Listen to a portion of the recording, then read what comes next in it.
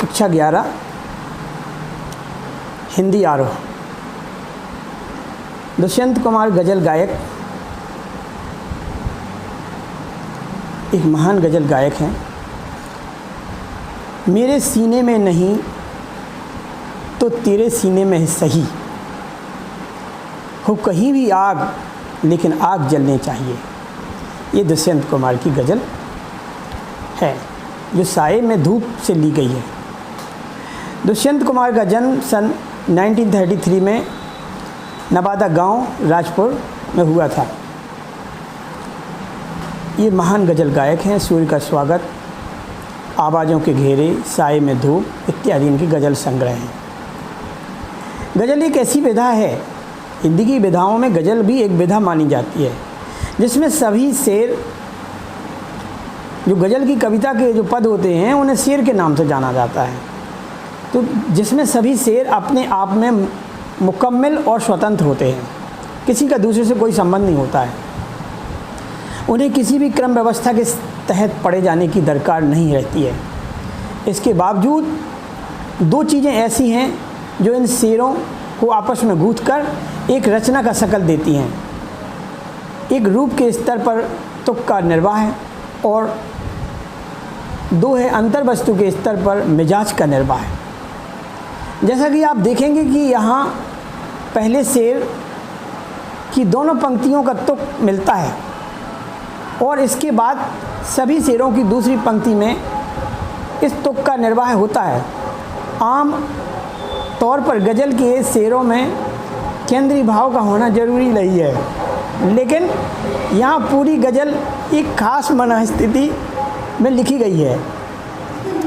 राजनीति और समाज में जो कुछ चल रहा है उसे खारिज करने के विकल्प की तलाश प्रायः रखी गई है। दुष्यंत कुमार की गज़ल हिंदी गज़ल का एक सुंदर नमूना है। देखें, कहाँ तो तय था चिरागां हर एक घर के लिए, कहाँ चिराग मयस्सर नहीं शहर के लिए। जो शासन की व्यवस्था से पहले, चुनाव होने से पहले अधिकतर शासकीय प्रावधान ऐसे होते हैं, लोग कहते हैं कि हर घर को चिराग उपलब्ध होगा, हर घर को सारी सुविधाएं उपलब्ध होंगी। तो कहाँ तो तय था कि पहले से ही ये तय था कि हर घर को चिराग मिलेगी, रोशनी मिलेगी, और कहाँ चिराग मयस्सर नहीं शहर के लिए। और स्थितियाँ ऐसी हो जाती हैं बाद में कि पूरे शहर में कहीं भी चिराग की व्यवस्था नहीं है। तो इसमें एक प्रशासनिक व्यवस्था की जो धीमी गति है उसकी ओर बताया गया है, वादों का जो पूरा न करना है उसकी ओर इंगित किया गया है। यहाँ दरख्तों के साए में धूप लगती है, चलो यहाँ से चलें और उम्र भर के लिए। दुष्यंत कुमार जी कहते हैं दरख्तों के साए में धूप लगती है, यानी बड़े बड़े पेड़, दरख्त जो बहुत विशाल पेड़ होते हैं, उनके साए में रह करके भी धूप लगती है, यानी सारी सुविधाएं होते हुए भी हम बेचैन हैं। सारी प्रशासनिक व्यवस्थाओं के होते हुए भी हमारी कोई नहीं सुनता, और यदि हमारी कोई विशेष पहुंच नहीं है, पकड़ नहीं है, तो वास्तविकता से अनभिज्ञ होकर हम विभिन्न प्रकार की समस्याओं के सामना करने वाले बन जाते हैं।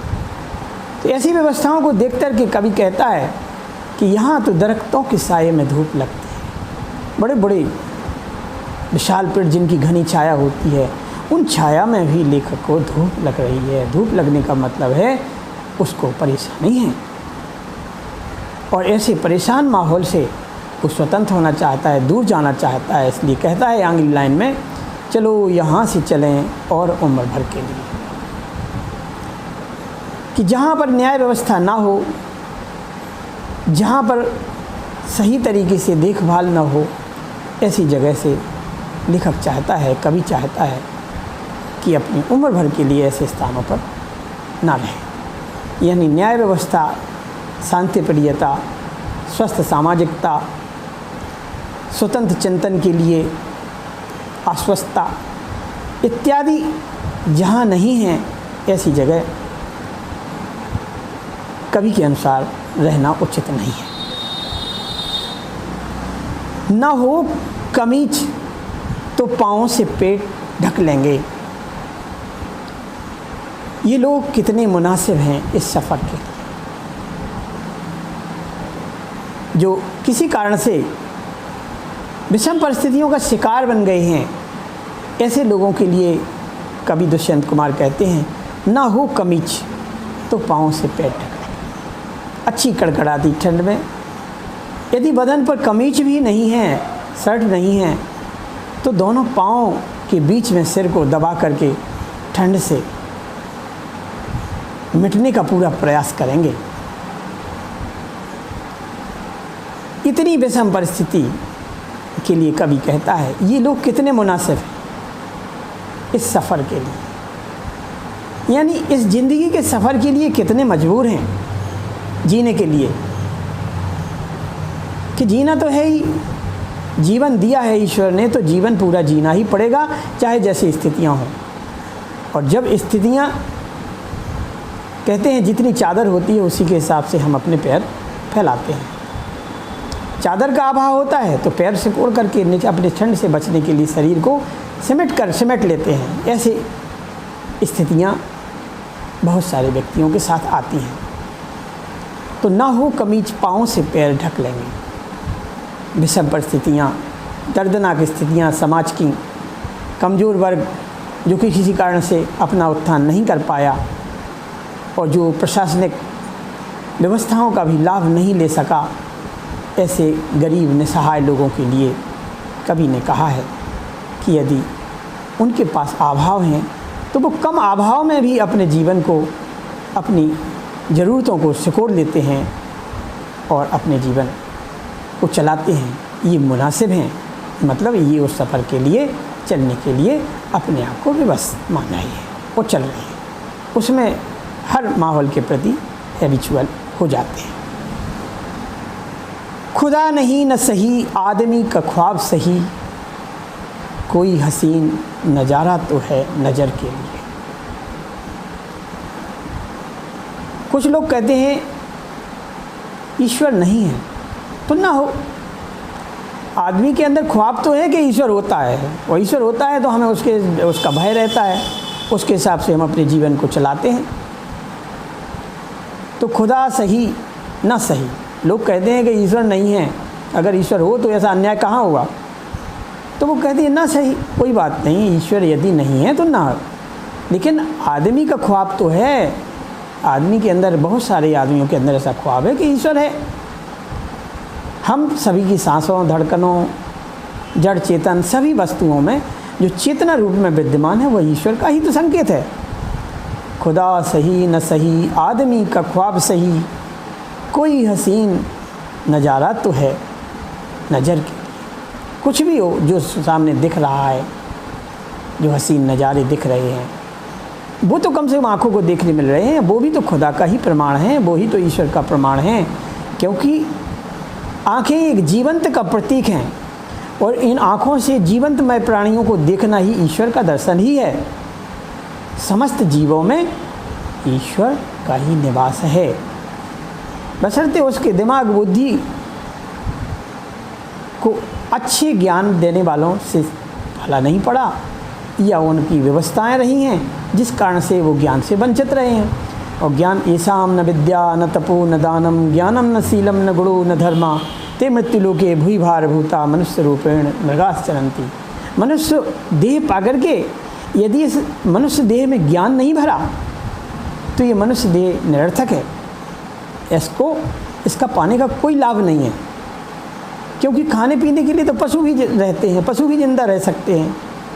यदि मनुष्य देह में ज्ञान नहीं है तो इसके जीने का तरीका सही नहीं है, ये पशुवत है। जिसके पास न विद्या है, न बुद्धि है, न बल है, ईसाम न विद्या न तपो न दानम, न तप है, न दान है, न ज्ञान है, न शील है, न गुण है, न धर्म है, ऐसा मनुष्य थोड़ी है, वो तो पशु की तरह है। मनुष्य ज्ञान का भंडार होता है, उसमें ज्ञान की अद्वितीय प्रतिमा होना चाहिए और ज्ञान ही उसका सहारा होना चाहिए, ऐसा उसे प्रयास करना चाहिए। लेकिन कई सामाजिक कार्य होते हैं जिनके कारणों से वो अपना सही रास्ते से भटक जाता है, और जब ज्ञान नहीं रहेगा तो खुदा के अभ्युदय को क्या समझेगा, क्योंकि ज्ञान भी साक्षात ईश्वर का ही प्रतीक है, विश्वास भी ईश्वर का प्रतीक है। तो खुदा सही न सही, खुदा भल नहीं है तो नहीं है, कोई बात नहीं, लेकिन लोगों के अंदर एक अवधारणा तो है, good concept about the God introduce in your mind. खुदा सही न सही, आदमी का ख्वाब सही, कोई हसीन नज़ारा तो है नज़र के लिए। ये नज़र ही तो है जिसके सहारे हम जीते हैं, इससे हम जो देख रहे हैं वो हसीन नज़ारे हैं, जो प्रकृति है। आदमी का एक बार देह छूटने के बाद वो कुछ भी नहीं देख सकता है। तो आँखों से हमें देखने को ये संसार मिल रहा है, ये भी एक धन्यता ही है, ये भी ईश्वर की ही आप पर कृपा है। वे मुतमईन हैं कि पत्थर पिघल नहीं सकता, मैं बेकरार हूँ आवाज़ में असर के लिए। वे मुतमईन हैं, उन्हें ऐसा विश्वास है। मुतमईन का मतलब होता है इत्मीनान से, आश्वस्त हैं, उन्हें ऐसा, वो आश्वस्त हैं पहले से, उन्हें ऐसा अपने आप में एक आश्वस्त हो चुके हैं कि पत्थर तो कभी पिघल ही नहीं सकता है, इन गरीबों से तो आवाज़ कभी निकल ही नहीं सकती है, इनका जन्म तो अन्याय सहने के लिए ही हुआ है। तो वे मुतमईन हैं, यानी आश्वस्त हैं कि पत्थर पिघल नहीं सकता। वे मुतमईन हैं कि पत्थर पिघल नहीं सकता, मैं बेकरार हूँ, मैं बेकरार हूँ आवाज़ में असर के लिए। लेकिन कभी कहता है कि मैं बेकरार हूँ, यानी मुझे बहुत चिंता है, मैं चाहता हूँ कि कब इनकी आवाज़ में असर सुनाई दे, कब ये अपने अन्याय के खिलाफ बोलने की इनमें अद्भुत क्षमता जागे, क्योंकि अन्याय पर मौन कभी नहीं रहना चाहिए। अन्याय पर भी मौन रहना यह बड़ा दुष्कर्म है, न्यायार्थ अपने बंधु को भी दंड देना धर्म है। इस तथ्य पर ही कौरवों का पांडवों से रण हुआ, जो भव्य भारत वर्ष में कल्पांत का कारण होगा। अन्याय को सहना भी अन्याय है, इसलिए हम पर जो अन्याय करता है, वो कोई भी हो, शिक्षक, गुरु, कोई भी मंत्री या कुछ भी संसार का कोई भी वो है, उसको हमें चुपचाप नहीं सहन करना चाहिए, उसके खिलाफ आवाज़ उठाना चाहिए। हम आवाज़ उठाएंगे तो हमारे हमसे जो नीचे रहने वाले लोग हैं उनमें आवाज़ की दम आ जाएगी। तो भी मुतमईन हैं, जो बड़े बड़े पदों पर आसीन हैं, उन्हें ऐसा विश्वास है, ऐसे आश्वस्त हैं कि जो ये विषम परिस्थितियों में जी रहे हैं, इनके अंदर तो जवान ही नहीं है, ये पत्थर की तरह नहीं पिघल सकते। जैसे पत्थर कभी नहीं पिघलने वाला, ऐसे ही इनके मुँह से जवान निकल ही नहीं सकती जो हमारे विरोध में है, और निकलेगी तो हम दबा देंगे। कभी कहता है मैं बेकरार हूँ, मैं चिंतित हूँ, बेकरार हूँ, ये मतलब कि कब सुनाई दे जाए, इनकी आवाज़ में असर कब सुनाई दे जाए। यानी लेखक सबको अपने अधिकारों से जीने की ओर आश्वस्त करता है। वह जानता है कि अन्याय से लड़ने की सामर्थ्य शक्ति बनाओ, तभी आप सच्चे अर्थों में मनुष्य हैं। तेरा निजाम है सिलदे जुबान शायर की, ये एहतियात ज़रूरी है इस बहर के लिए। तेरा निजाम है, तेरा शासन है, तेरी व्यवस्था है, तू राजा है, किसी भी चीज़ की ज़बान सिल सकता है, किसी को भी बोलने पर प्रतिबंध लगा सकता है। अब भाई जो प्रशासनिक गतिविधियों का बड़ा अधिकारी है, वो किसी को भी किसी भी समय किन्हीं भी कारणों बस बोलने से बंद कर सकता है, ज़बान पर लगाम लगा सकता है, ज़बान पर ताला लगा सकता है। हिम्मत नहीं है कि कोई बोल दे। तो तेरा निजाम है सिलदे जुबान शायर की, ये एहतियात ज़रूरी है इस बहर के लिए। लेकिन ये जो बहर है, जो हवा है, जो आज की जो पीढ़ी है, उसको ये बताना ज़रूरी है कि आप अपने अधिकारों को समझें, ये एहतियात देना, ये समझाइश देना ज़रूरी है। आज की जो नई पीढ़ी है, जो बढ़ रही है, उसको समझाना है कि ज़रूर अपने अधिकारों के प्रति बोलने की आप में अपनी क्षमताओं को जगाओ। क्षमताएं बिना ज्ञान की नहीं जगती हैं। क्षमताएं जब ज्ञान होते हैं, जब सभी दंड विधानों का आपको ज्ञान होता है, तभी आप अन्याय के खिलाफ लड़ सकते हैं। इसलिए इस विशेष ध्यान दें कि तेरा निजाम है सिल दे ज़बान शायर की। प्रशासनिक गतिविधियाँ आपकी ज़बान को सिल दें, आपको प्रतिबंधित कर दें कि एक भी शब्द आपके मुँह से ना निकले। लेकिन कवि के अनुसार आपको ये ज़रूरी है कि आपकी जो आज की पीढ़ी है, जो चल रही है, उसको उसमें ऐसा अपने अंदर से एक प्रेरणा होना चाहिए जिससे वो अपने अधिकारों को जाने और विषम परिस्थितियों के खिलाफ लड़ सके। जिए तो बगीचे में गुलमोहर के तले, मरे तो गैर की गलियों में गुलमोहर के लिए। यहाँ लेखक अपनी मातृभूमि के प्रति प्रेम, अपनों के प्रति प्रेम, अपने परिवेश के प्रति प्रेम, अपने घर के प्रति प्रेम प्रकट करते हुए कहता है कि जिए तो अपने बगीचे में गुलमोहर की तरह। गुलमोहर यहाँ आपके घर, आपके क्षेत्र को प्रतीक करता है। तो हर व्यक्ति चाहता है कि हम अपनी जन्मभूमि, अपने क्षेत्र, जो क्षेत्र उसने कर्मभूमि बनाया है, उस कर्मभूमि व क्षेत्र में शान से जिए और अंत भी उसका वही हो जहाँ उसका जन्म हुआ या जहाँ उसका कर्मभूमि है। तो इस तरह से अपनों के प्रति, अपनी भूमि के प्रति, अपने देश के प्रति, अपने प्रदेश के प्रति, अपने राज्य के प्रति, अपने ज़िले के प्रति जो हमारी आत्मीयता है, हम चाहते हैं कि हम अपने देश में ही शान से जिएं और अंत भी हमारा हमारे देश में ही, हमारी जन्मभूमि में ही हो, ताकि हम अपनों को अंतिम मार्गदर्शन कर सकें। तो इस तरह से यहाँ आत्मीय प्रेम इस शेर के माध्यम से झलकता है। इस तरह से दुष्यंत कुमार जी की महान गज़लें ये पूरी होती हैं। इन गज़लों में एक जीवन को, एक बढ़ते हुए जीवन को, एक विषम परिस्थितियों से संघर्ष के प्रति प्रेरणा इनको दी गई है, जिससे आपको एक जीवन की सही राह मिले और आप आगे बढ़ सकें। जय हिंद, जय भारत।